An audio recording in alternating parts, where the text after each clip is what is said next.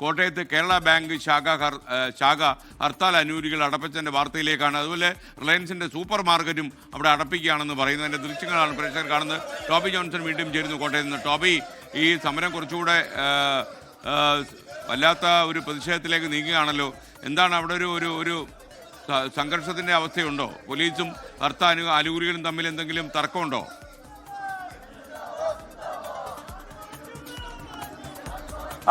തീർച്ചയായിട്ടും ആദ്യ മണിക്കൂറുകൾ പിന്നിടുമ്പോൾ ഈ സമരം ഹർത്താൽ ശക്തി പ്രാപിക്കുന്നു എന്നുള്ള കാര്യത്തിൽ യാതൊരു സംശയവുമില്ല.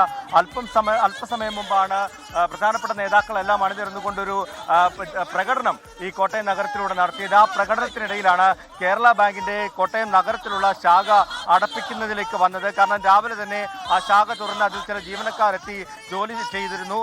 ആ കേരള ബാങ്കിനുള്ളിൽ കയറി പ്രവർത്തകർ അത് അടപ്പിച്ചു. അതിനുശേഷം KSRTCയിലേക്ക് മാർച്ച് നടത്തുന്നതിനിടയിലാണ് റിലയൻസിന്റെ സ്മാർട്ട് തുറന്നു വെച്ചിരിക്കുന്ന കാഴ്ച അവർ കണ്ടത്.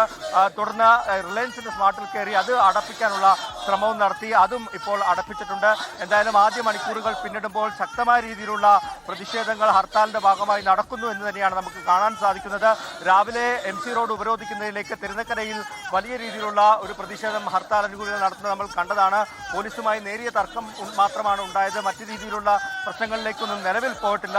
അതോടൊപ്പം തന്നെ വാഹനങ്ങൾ പ്രത്യേകിച്ചും KSRTC അടക്കം തടയുന്നതിലേക്ക് സമരാനുകൂലികൾ കടക്കുന്ന കാഴ്ച കൂടി നമ്മൾ കണ്ടു.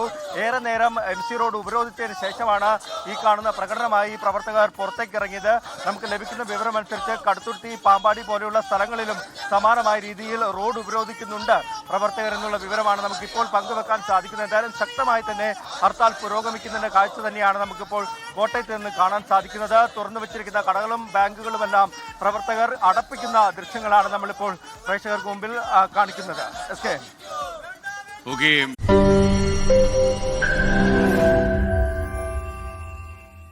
ലോകത്തെവിടെയായാലും ഏത് സമയത്തും 24 വാർത്തകളും ഓഗ്മെന്റഡ് റിയാലിറ്റി പാക്കേജുകളും എക്സ്പ്ലെയിനറുകളും വിശദമായി കാണാൻ ഞങ്ങളുടെ YouTube ചാനൽ നിങ്ങൾക്ക് സബ്സ്ക്രൈബ് ചെയ്യാം.